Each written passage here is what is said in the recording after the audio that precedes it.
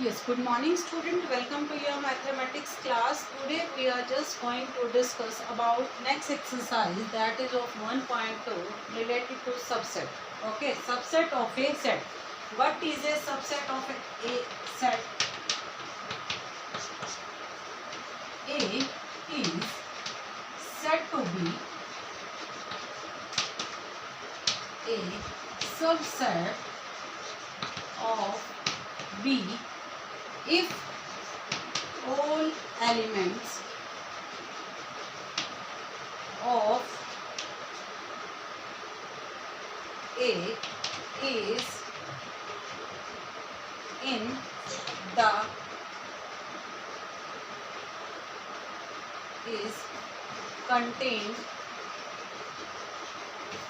in set B. Okay, अगर सारे के सारे A के एलिमेंट B में कंटेन होते हैं, then we can say that A is the subset of B. Clear? सब let if A is the set of 1 2 3 and B is 2 and 3, as you can see that 2 is also included in a set A, 3 is also included in a set A. These two elements are also belonging to a set A, so B is a subset of A. B is a subset of A. Okay, B is containing in A na, so B is a subset of A if suppose I am taking the bigger one 1 2 3 4 and this one is contained in C, so A is a subset of C and B is also contained in this, so B is a subset of C. Okay, if all the elements are contained in the another set, then it can be say that it is a subset of another set. Okay, suppose now only single number is not included in this. Suppose I am taking here that B is 2 3 and A is 1 and 2. Okay, so B is contained in A. Is B contained in A? No, since 3 is not belonging to the set A. आपका जो B का element है that is in B but not in A. Okay, and now what are these symbol? This is the symbol of containing, that this symbol is belongs to contain. Okay, related to contain. How we will read it? B is a subset contained in A. In the previous exercise we read about this symbol, now we are discussing about this. Okay, this is used when an element belongs to a set. When we use this one, अगर element आपका set में belong कर रहा है तो हम belong का symbol use करते हैं एलिमेंट और सेट से रिलेटेड, और अगर सेट सेट में बिलोंग नहीं करता दैट इज कंटेन्ड. सेट वो चाहे सबसेट हो या वो कोई और सेट हो, सेट की सेट से बात की जा रही है तो बिलोंग सिंबल नहीं आता, दैट कंटेन का सिंबल आता है. क्लियर है? वो कंटेन का सिंबल ये होता है. अब इसमें इक्वल सिंबल क्यों आया? इसके लिए रिमार्क है, if two sets are equal, अगर सपोज मैंने ए सेट ले लिया ए बी सी का और बी सेट ले लिया मैंने बी ए सी का, is there any difference? No. A is also contained in B and B is also contained in A, so they are equal set. Okay, तो equal set भी एक दूसरे के subset हो सकते हैं. Okay, every equal set can be the subset itself. Okay, so यहाँ remark बनता है every set is a subset of itself. हर सेट अपने आप का सबसेट है. ठीक है, अगर ए सेट है तो ए को अगर मैं इसके सबसेट लिखना चाहूँ तो मैं ए को दोबारा भी लिख सकती हूँ. Every set is a subset of itself. दूसरा, सपोज एक सेट मैंने बना लिया डी, दैट इज 5, खाली सेट है. खाली सेट भी, एम्प्टी सेट भी सभी का सबसेट होता है. 5 is a subset of any set. Okay, phi is a subset of any set. phi भी किसी भी सेट का सबसेट होता है।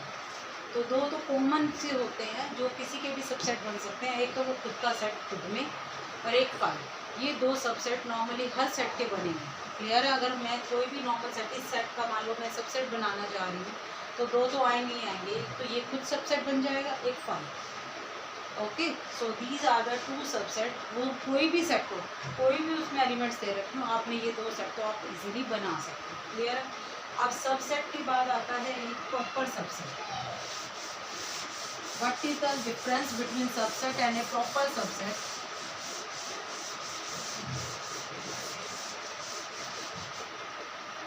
Now the proper subset. Proper subset में सबसेट से क्या डिफरेंस है, क्या होता है proper set? A should be the proper subset of B if A is whole element of A is contained in B.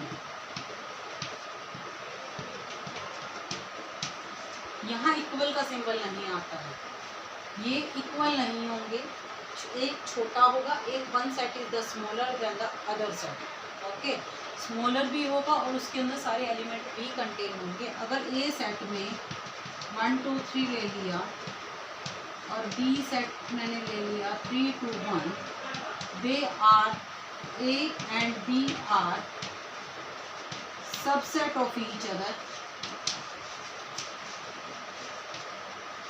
A is the subset of B and B, we can say that B is also a subset of A, but no one is the proper subset of anyone. ठीक है? अगर मैं ये लेती हूँ, अगर मैं एक छोटा कर देती, then A is the proper subset. Now I can say that A is the proper subset of B. Clear है? अगर एक सिंगल एलिमेंट भी ऐसा है जो इसमें है और इसमें नहीं है, then we can say that they are not the any subset or proper subset. ठीक है?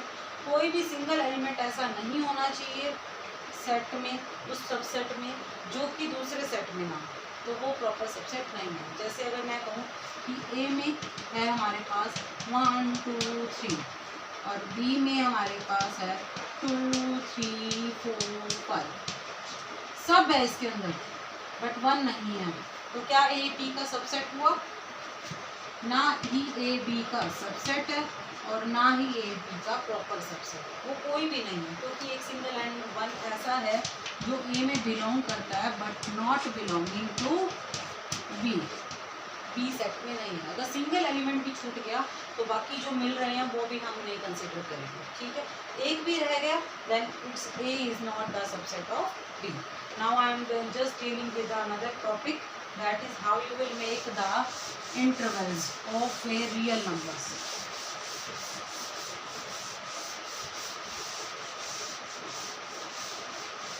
I hope these two topics should be clear to all of you. Now interval as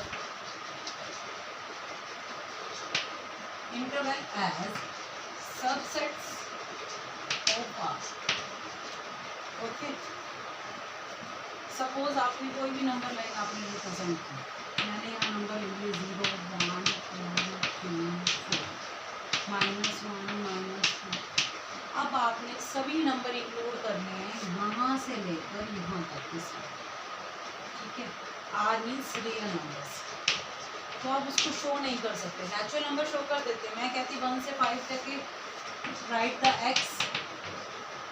x less than equal to 5 but x belongs to natural number, तो आप फटाफट लिख देते हैं madam 1 2 3 4 5। Okay, but अगर मैं यही बात आपको रियल नंबर से रिलेटेड क्या दूँ, सेम थिंग, मैं दोबारा क्वेश्चन लिख रही हूँ, x 1 से स्टार्ट होकर आपने लिखना है 5 तक की, then x belongs to real number, that is not possible to write in this form. इसमें सेट फॉर्म में लिखना that is very difficult. Real numbers में सब आते हैं, पॉइंट्स वाले, फ्रैक्शन वाले, डेसिमल वाले, इवन 1 to 5 में क्या 1 से 2 तक में भी दैट इज़ नॉट पॉसिबल। सो इसके लिए एक इंटरवल बनाए गए हैं सबसेट की फॉर्म में। Okay, how we will write here. अगर मैंने सपोज 1 से 5 तक का ही लेना है, मैं यही एग्जांपल लेती हूँ। मुझे 1 से लेकर 5 तक के सब नंबर लेने हैं, तो नंबर लाइन पे मैं इसको शो करूँ तो इस तरह से करूँगी, मुझे सब नंबर लेने हैं। ओके, अगर मुझे इसको नंबर लाइन में रिप्रेजेंट करना होता तो मैं ऐसे लिखती 1 2 3 4 5। मैंने 1 लेना, 2 लेना, 3 लेना, 4 लेना, 5 लेना, ये नेचुरल नंबर का, ये हमारी नंबर लाइन के एलिमेंट्स होते हैं। बट इसको रिप्रेजेंट करने के लिए मुझे सब लेनी पड़ेगी डार्क करके। क्यों? क्योंकि मुझे इसके बीट वाले भी सब लेने हैं। क्लियर है? तो इसको इंटरवल में कैसे लिखेंगे? अगर आपने 1 भी लेना है, 5 भी लेना है, तो आप इसमें लार्जर ब्रैकेट यूज करेंगे दोनों साइड। 1 भी ले रहे हो और 5 भी ले रहे हो, और उसके मिडिल के लिए then we use the larger bracket. और इसको सेट में लिखना है तो इस तरह से लिखोगे x such that 1 greater than equal to x less than equal to 5 and x belongs to real number. These brackets are only used only for real number. Make sure that these are the interval only for real number. You can't apply it on the natural number, integer or anything else. Okay, this is only used, these brackets are only used only for the real number.